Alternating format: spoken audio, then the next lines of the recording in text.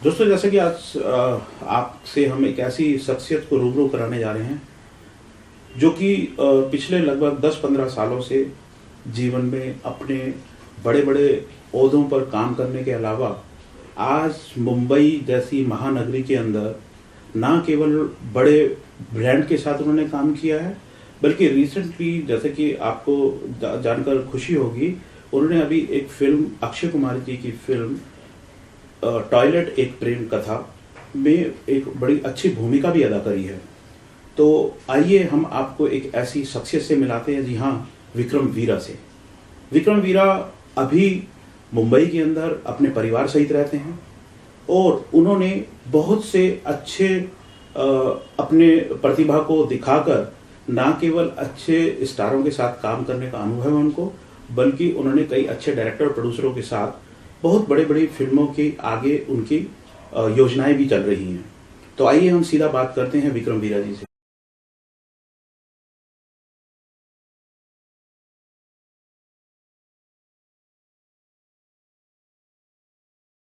आपको समझाया था, आधा काम तो करते।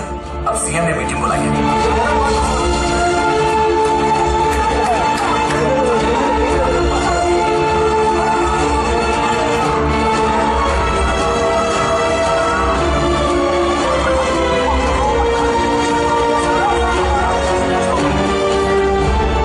विक्रम जी, मैं ये जानना चाहता हूँ कि जब आपने अपना ये कैरियर फिल्मों के अंदर आए, तो ऐसा क्या मतलब एक आपका इंटरेस्ट था जो कि फिल्मों में आने को आप मजबूर हुए और आज आपने जो कुछ फिल्में भी बना, मतलब फिल्मों में भी बतौर कलाकार के काम कर रहे हैं। अभी रिसेंटली आपकी फिल्म आई, तो मैं ये जानना चाहता हूँ कि किस तरह से आपकी जर्नी स्टार्ट हुई, फिल्म की बात करें। देखिए, फिल्म की जर्नी की बात करें तो मतलब ये चीज़ मेरे बचपन से, मतलब मेरा एक सपना था और चाहता तो मैं बहुत कुछ था, लेकिन समझो कि घर की परिस्थिति के कारण या फिर मतलब बस अपने घर को स्टैंड करने के लिए ये समय गुजरता चला गया और मैं उसको, बस ये सपना मेरे दिल में ही रह गया। तो जिस तरीके से स्कूलिंग मेरा रहा, वहाँ से मैं कुछ ना कुछ करता रहा, लेकिन दिल में रहा कि मैं कुछ करूँगा। फिर मैंने बाद में ग्रेजुएशन वगैरह करने के बाद में मैंने मेरे मैटरनल ग्रैंडफादर जो थे वो बड़ौदा में थे, तो मैंने मेरठ में काफ़ी मेहनत करी। मेहनत करके मेरे पिताश्री ने भी मेरी बहुत हेल्प करी। उन्होंने बड़ी मेहनत करके हमको पढ़ाया लिखाया। एक गरीबी खानदान से थोड़ा सा ऊंचे आए हम लोग, जो उनकी दी हुई शिक्षा और उनका जो एक मान था वो हम ऊपर आए। उसके बाद मेरे मैटरनल ग्रैंडफादर, मेरे नाना जी जो थे, ओएनजीसी में थे बड़ौदा में। तो मैं वहाँ पर आया और वहाँ पर से मैंने एक अपनी ज़िंदगी की शुरुआत करी, एक करियर जिसको कहते हैं।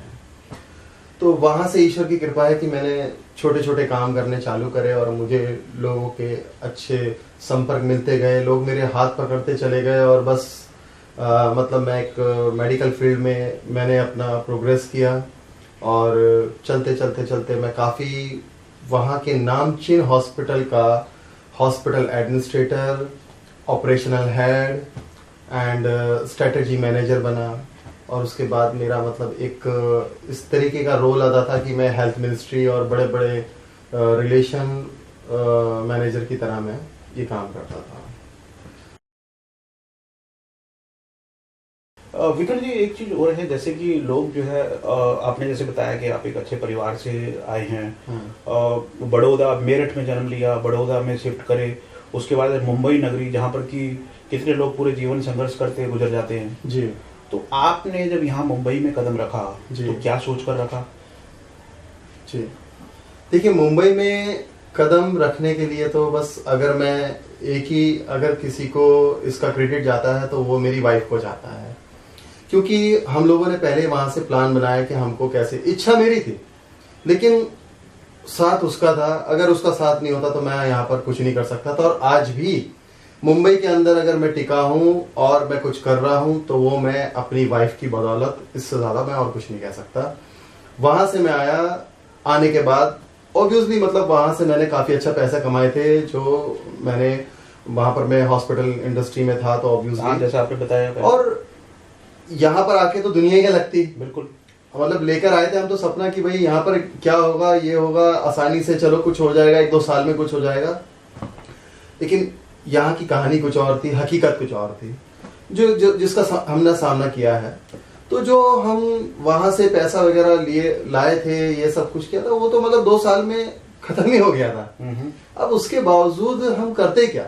तो उसके बाद सर सबसे बड़ा सवाल हमारे सामने ये था कि मुंबई में टिकना, और मुंबई में बिना नौकरी के टिकना एक आत्महत्या करने से बड़ा सवाल नहीं था।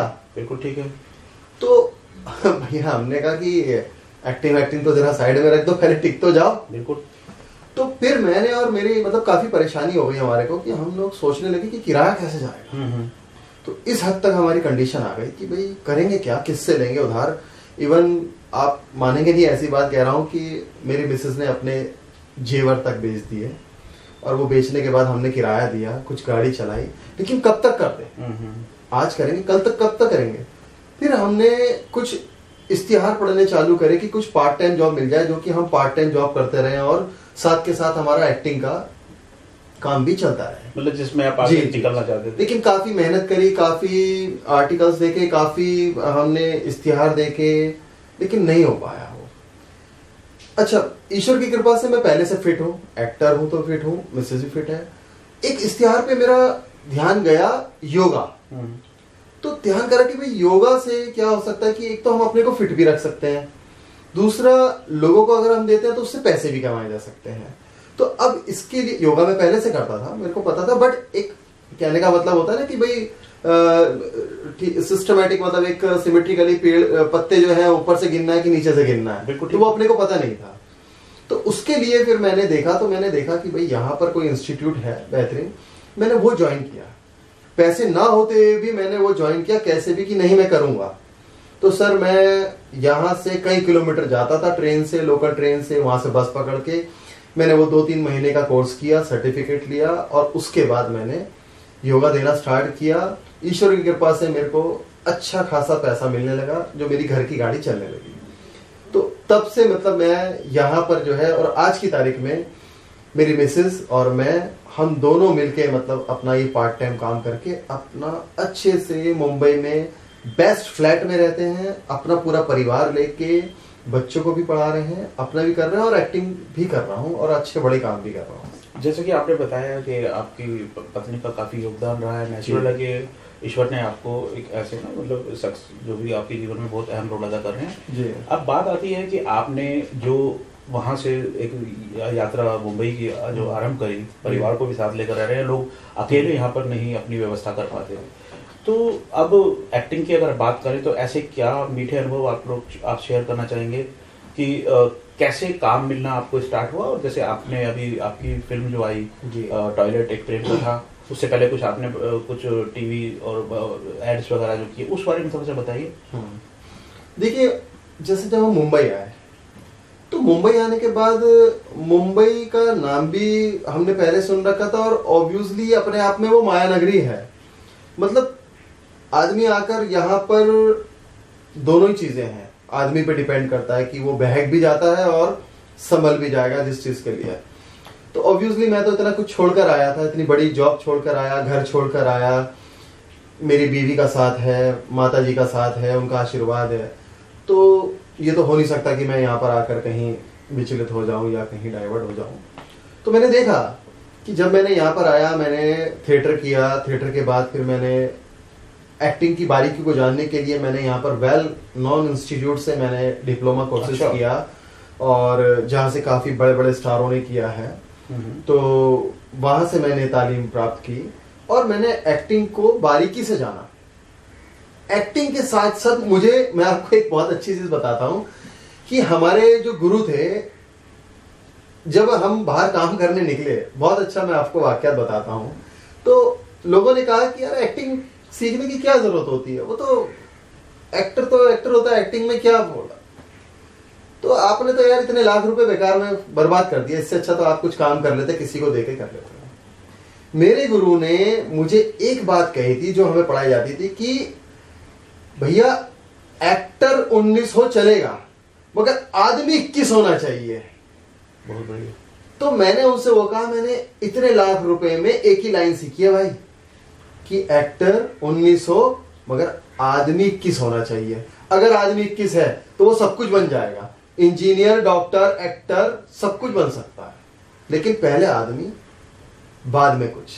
बहुत बढ़िया। यानी कि आपके गुरु मंत्र जो है वो जी, वो भी काफी और ईश्वर की कृपा से मेरी लाइफ के जितने भी एक्सपीरियंस हैं, जितने भी महान पुरुष मेरी जिंदगी में आए, चाहे वो मेरे मेडिकल से रिलेटेड डायरेक्टर्स थे, बड़े बड़े डॉक्टर्स थे, मेरे फादर, या जो भी गुरु कहो, उनके जो मैंने फार्मूलेज थे, उनके दिए हुए वचन जो थे, वो मैंने बड़े संभाल के रखे। यानी कि अपने जीवन में उतारे। जी, वो मैंने अपने जीवन में उतारे हर एक चीज। और ये मैं आपको बता देता हूँ कि जिस तरीके से बच्चे लोग बाहर से आते हैं यहाँ पर आकर, ऑब्वियसली भाई मुंबई है, यहाँ पर एक अलग चलन है, वेस्टर्न कल्चर है, तो लोग आकर यहाँ पर आकर कोई लिव इन में रहने लगता है, कोई मदिरा पीने लगता है, कोई नशा करने लगता है, कोई डिप्रेशन में चला जाता है, कोई उम्मीद लेके आता है कि भाई मुझे आते ही काम मिल जाएगा, लेकिन काम नहीं मिलता।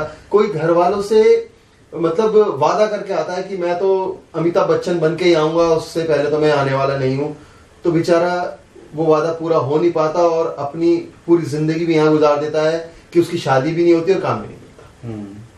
तो ऐसी बारीकियां हमने बहुत जानी यहाँ पर कि एक्चुअल हमारा रास्ता क्या है, इस उलझन से हमको निकलना कैसा है। तो ये चीज को हमने जाना कि भाई हमारा रास्ता कैसा, हमने वो चीज पकड़ी कि पहले इस फील्ड में टिको, इसकी बारीकियों को जानो और धीरे धीरे अपने पोटेंशियल को ऊपर लाओ ताकि आप भी शुरुआत कर सको। तो शुरू में मैंने काफी एपिसोड किए और डेली सॉप किए, फिर बाद में मैंने देखा कुछ चुनिंदा और हाँ, आपके काम है उनके बारे में जी, नाम और वो तो बताइए। चुनिंदा काम के कैसे रहा कि सर जब मैं मतलब जब ये देखा कि मैंने कि चलो भाई अभी मेरे पास पैसे नहीं है तो कुछ भी काम कर लेते थे, ठीक है। लेकिन उसके बाद जब मुझे ताकत मिली, मेरी मिसेज और हमने एक ताकत जुटाई कि घर चलाने के लिए पैसे अच्छे हैं, तो फिर हमने सिलेक्टेड काम करने शुरू किए, अपने स्टैंडर्ड मेंटेन किया। जैसे कि फिर मैं करने लगा कि मैं सिर्फ एड ही करता था और फीचर फिल्म्स करता था और शॉर्ट फिल्म्स करता था, ठीक है। तो ऑब्वियसली जब मैं सिलेक्टेड काम करूंगा तो काम भी कम ही मिलेगा मुझे। तो मेरे को धीरे धीरे करता वही था मैं। अब मेरे ऑडिशंस जो थे, वो मेरा जो दायरा था वो छोटा हो गया, तो देता था मैं ऑडिशन, तो उन्हीं ऑडिशन से मैं फिट भी था, सब कुछ था। तो उनसे मुझे कॉल आया कि सर आपको शॉर्ट लिस्टेड हुए हैं, आप आ जाइए। इस तरीके से मैं गया, वहां पर सेलेक्ट हुआ। तो इस तरीके से मैंने काफी, जैसे कि मैंने मिल्टन टिफिन का ऐड किया और आशीर्वाद पाइपलाइन का मैंने ऐड किया और कोटेक महिंद्रा का किया मैंने। तो इस तरीके के काफी वेल नोन अच्छे ऐड मैंने किए। उसके बाद मैंने धीरे धीरे मतलब शॉर्ट फिल्म मैंने काफी करी है, मतलब इस तरीके की। और उसके बाद मैंने फीचर फिल्म्स करी राजपाल यादव के साथ, कुटुंब। अच्छा, हाँ, और उसके डायरेक्टर श्री अमित जी हैं और काफी अच्छे डायरेक्टर हैं। उन्होंने मुझे अच्छा चांस दिया, अच्छा मेरा रोल रहा वहां पर, काफी अच्छा रहा मेरे लिए वो अनुभव। उसके बाद फिर मैंने मतलब इसी तरीके से ऑडिशन देता रहा, तो वहां से मुझे कॉल आया। और उसके बाद मैंने ये टॉयलेट एक प्रेम कथा अक्षय जी वाली करी। कैसा अनुभव रहा? बहुत अच्छा अनुभव रहा, मतलब बहुत अच्छा, मैं आपको बता नहीं सकता कि ये भी मैं आपको बहुत अच्छी चीज बताता हूँ कि जब मेरा ऑडिशन हुआ तो मुझे ऑडिशन में सेलेक्ट किया गया था वहां पर एनजीओ एक्टिविस्ट के लिए, कि एनजीओ एक्टिविस्ट में कि भाई जो केशव जो भी कर रहा है वो गांव की भलाई के लिए कर रहा है, तो आपको गांव वालों को समझाना है एक मैच्योर होकर कि भाई वो जो कर रहा है वो अच्छा कर रहा है, आप भी उनके साथ में रहिए। ठीक है, ये मेरा सिलेक्शन हो गया। I am very happy and glad कि भाई मेरा सिलेक्शन हुआ, इतनी बड़ी फिल्म मुझे मिली है। लेकिन उसके बाद मेरे को कॉल आया कि डायरेक्टर श्री नारायण जी ने आपको वहां पर मंत्री के लिए आपको सेलेक्ट कर लिया है, पॉलिटिकल लीडर के लिए और उस रोल के लिए। तो मुझे और भी खुशी हुई कि भाई मेरे को अच्छी लाइनें मिली हैं, अच्छा डायलॉग मिले हैं मुझे और एक अच्छा मौका मिला है मुझे फेस करने का। तो सेट पर हम पहुंचे और सेट पे उन्होंने मुझे स्क्रिप्ट दी तो वाकई बेहतरीन स्क्रिप्ट थी जो मुझे बोलनी थी। मतलब गवर्नमेंट की तरफ से जो एक मैसेज था वो मेरे थ्रू था कि एक्चुअल में क्या था कि जो फिल्म के अंदर दर्शाया गया है कि गांव वाले जो थे कि वो उनको शर्म आती थी घर में लैट्रिन करते हुए, वो नहीं जाते थे, वो खेत में या नदी के किनारे जाते थे, जिससे कि ये जो प्रदूषण वगैरह है जो है ये प्रॉब्लम था। और घर की बहु बेटियां जो थी वो बाहर खुले में शौच के लिए निकलती थी। ऑब्वियसली उनका जो है दुरुपयोग था। तो एक मैसेज ये था कि भाई हमारी जो सरकार है, हमारी सरकार ये बेहतरीन काम कर रही है, जगह जगह पर टॉयलेट बनवा रखे हैं और बड़े से बड़े प्रचार कर रही है कि भाई आप टॉयलेट में जाओ। टीवी पर, नुक्कड़ नाटक थ्रू, न्यूज़पेपर में, हर तरीके से हम लोग उसका विज्ञापन कर रहे थे, प्रचार कर रहे थे कि और साथ के साथ टॉयलेट इतने बना दिए थे, तब भी गांव वाले उस टॉयलेट में जाते नहीं थे। तो हमारा ये कहना था कि भाई अभी तक सरकार ने अपना काम पूरा कर दिया है, लेकिन अब गांव वालों ने ये डिसाइड ही नहीं किया कि ये सुविधा लेनी है कि नहीं लेनी है। तो आप गवर्नमेंट को कैसे दोषी कर सकते हैं? गवर्नमेंट ने अपना काम कर दिया है, आप गवर्नमेंट को दोषी नहीं कह सकते। हर चीज में आप गवर्नमेंट पर उंगली नहीं उठा सकते। तो श्री नरेंद्र मोदी जी ने इतना बेहतरीन काम किया, गांव गांव, कस्बे कस्बे में अपने खर्चे से, सरकारी खर्चे से लैट्रिनें बनवाई, प्रचार किया। अब सर इससे ज्यादा और क्या कर सकते हैं? तो आपने जो उसमें रोल अदा करा है, जैसे कि आपने बताया आपको मुख्यमंत्री बनाया गया, कौन से राज्य के मुख्यमंत्री का उसमें प्रदर्शन किया गया, और क्या वो आप डायलॉग थोड़ा रिपीट करना चाहेंगे? जी बिल्कुल बिल्कुल बिल्कुल। देखिए वो एक्चुअल में क्या सीन था कि जब केशव की शादी टूट जाती है, केशव मतलब केशव यानी कि अक्षय, तो अक्षय केशव नाम है उसमें।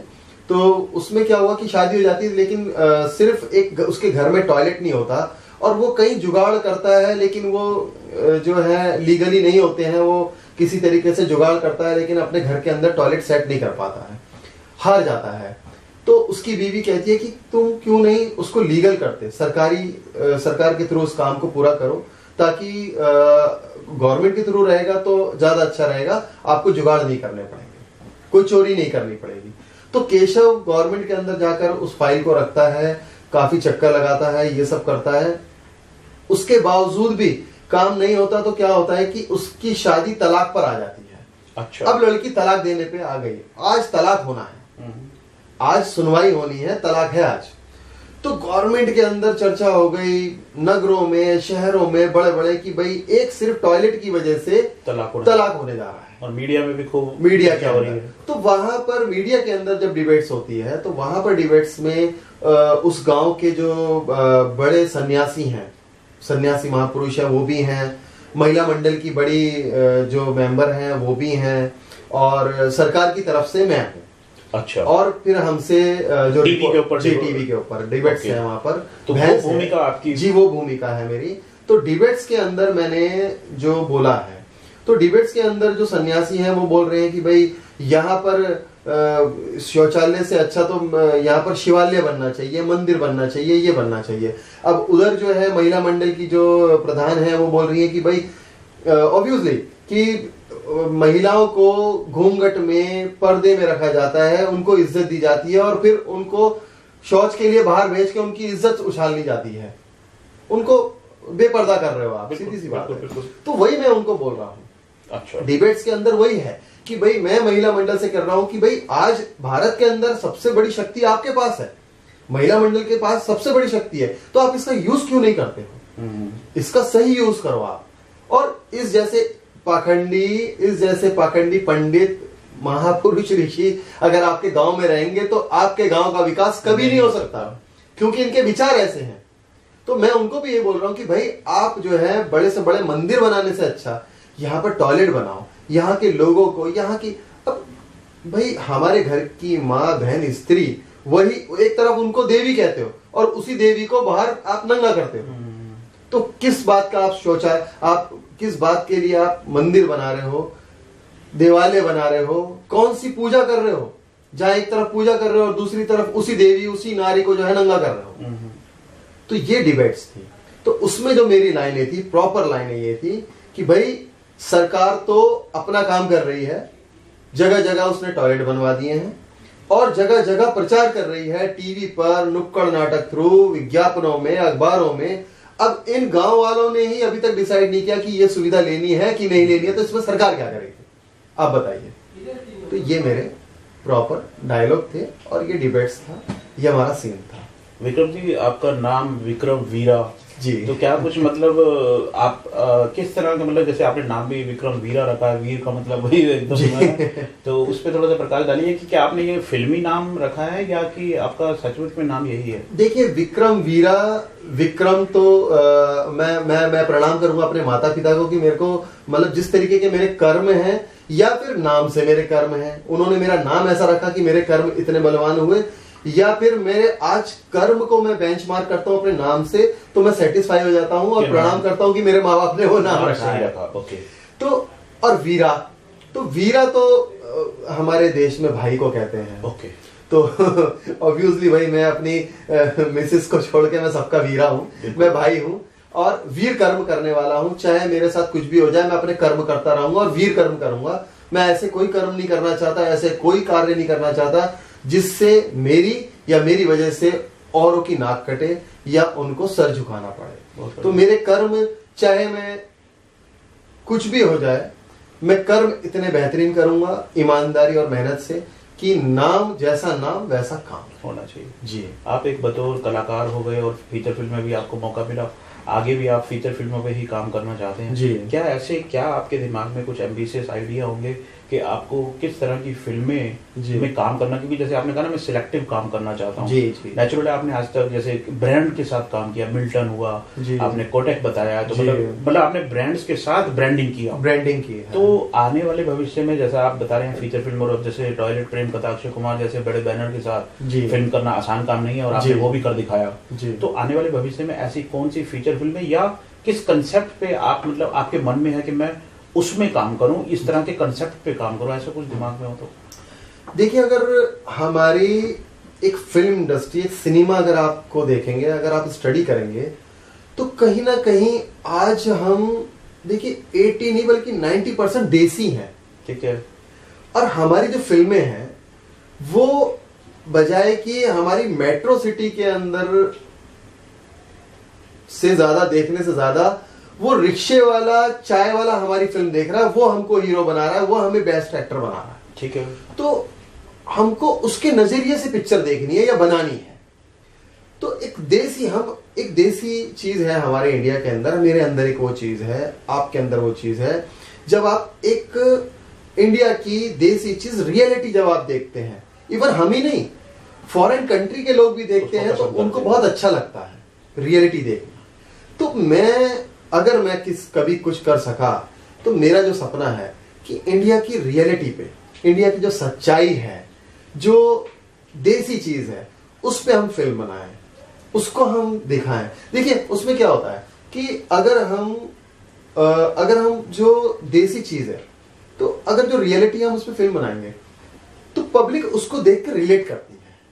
जब रिलेट करेगी तभी तो वो महसूस करेगी, फील करेगी, तभी उसको वो पिक्चर अच्छी लगने वाली है, तभी वो सर हिट जाएगी, सुपर हिट जाएगी। वरना मैं किसी गरीब को जो है, मैं उसको हाई फाई फिल्म दिखा रहा हूँ, लंदन, मलेशिया, प्लेन से उतरते हुए, तो वो रिलेट नहीं करेगा, यानी कि वो काल्पनिक सा लगेगा। आपका कहने का मतलब है कि फिल्म और सिनेमा का मतलब सीधा सही है कि आम जनमानस तक उसकी इन्वॉल्वमेंट सी उसे नजर आए। मैं ये नहीं कह रहा कि वो मत दिखाओ, हमारे बेहतरीन डायरेक्टर, प्रोड्यूसर उस पर मेहनत कर रहे हैं, वो चीज भी दिखा रहे हैं, लेकिन वो कहीं ना कहीं वो एक्सपेंसिव चीजें दिखा के, मगर उनका जो मीनिंग है, जो मैसेज है, वो है तो वही कि इंडिया के अंदर ओवरऑल यही होता है कि इतना घूमे और इतनी एक्सपेंसिव लंदन गए, अमेरिका गए, लेकिन उसके बाद हमारा हीरो जो है इंडिया में आकर ही वो चीज लेता। तो वो भी गलत नहीं है, वो बहुत अच्छी चीज दिखा रहे हैं, लेकिन मैं एक चीज दिखाना चाहता हूँ जो मेरे एक रियलिटी, जिस तरीके की बायोपिक होती हैं, एक आर्ट फिल्म्स होती हैं, तो उस तरीके की एक रियलिटी को आम जनमानस से जुड़ी बिल्कुल चरित्र पे आप काम करना पसंद है जी। कौन से ऐसे डायरेक्टर हैं या प्रोड्यूसर हैं जिनका कि आपको लगता है कि सच में उन्होंने अच्छा काम करा और आपको मौका मिले तो आप उनके साथ काम करना चाहेंगे? जी, देखिए, डायरेक्टर और प्रोड्यूसर तो हमारी फिल्म इंडस्ट्री के बेहतरीन से बेहतरीन प्रोड्यूसर और डायरेक्टर हैं, और मेरा सौभाग्य रहेगा कि मैं उनके साथ काम करूं। तो जिस तरीके से आज के टाइम में देखिए बेहतरीन बायोपिक्स बन रही हैं और एक अलग सब्जेक्ट पे बन रही हैं, जैसे कि अब आप दंगल को देख लीजिए, सुल्तान देख लीजिए, है ना। तो इस तरीके की बेहतरीन फिल्में हैं, अपने नवाज कर रहे हैं, और इरफान देखिए हिंदी मीडियम, मतलब कितना अच्छा सब्जेक्ट उन्होंने किया है। एक चीज आपसे और करना चाहता हूँ, आपने नाम लिया, आपका लुक एंड फील काफी हद तक इस तरह जैसा लगता है कि आपको भी इस तरह से कुछ लोग शायद, मैं तो खुद आपको जब देखा तो मैं भी मन के अंदर सोच रहा था आपकी बहुत मतलब रिजेम्बलेंस है। जी जी जी, नहीं मेरे को काफी लोग कहते हैं, मगर वो एक मतलब साइड पोस्ट जैसा लगता है, कुछ इस तरीके का लुक लगता है कि इरफान साहब जैसा, लेकिन इरफान साहब की तो मैं बहुत इज्जत करता हूँ, मैं वो तो नहीं बन सकता हूँ, लेकिन मैं मेहनत करूंगा कि मैं कुछ अलग बनूं।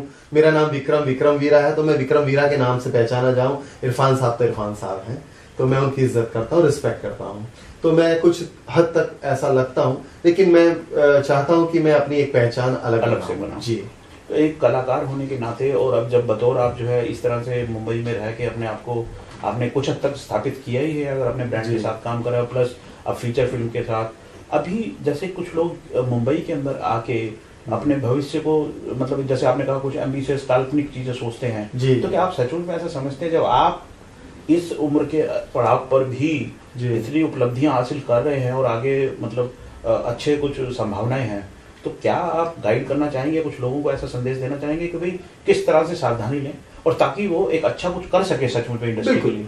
बिल्कुल।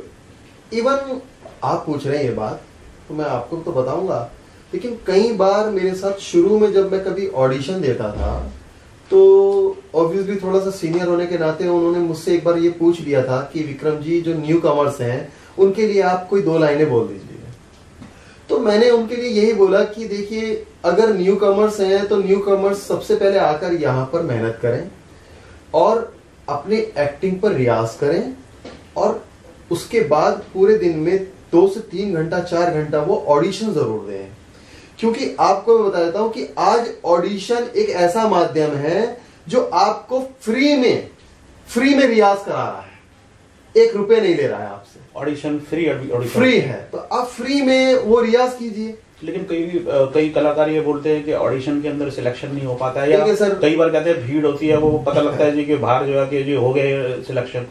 देखिए साहब, कि जहाज प्लेन को उड़ते देखा आपने, तो उड़ने से पहले तो वो भी कई किलोमीटर जो है ना रेंगता है, और उसके बाद ही उड़ता है, तो सब हमको रेंगना तो पड़ेगा। यानी कि आपने भी इस तरह की जरूर चीजें फेस की हैं। हमको रेंगना पड़ेगा। इवन जो बड़े से बड़े एक्टरों के बच्चे हैं, या फिर प्रोड्यूसर के बच्चे हैं, या बिजनेसमैन के बच्चे हैं, वो एक बार प्रेजेंट तो हो जाएंगे, एक बार लॉन्च हो जाएंगे, लेकिन रेंगना उनको भी पड़ेगा, मेहनत उनको भी करनी पड़ेगी, तभी वो टिकेंगे।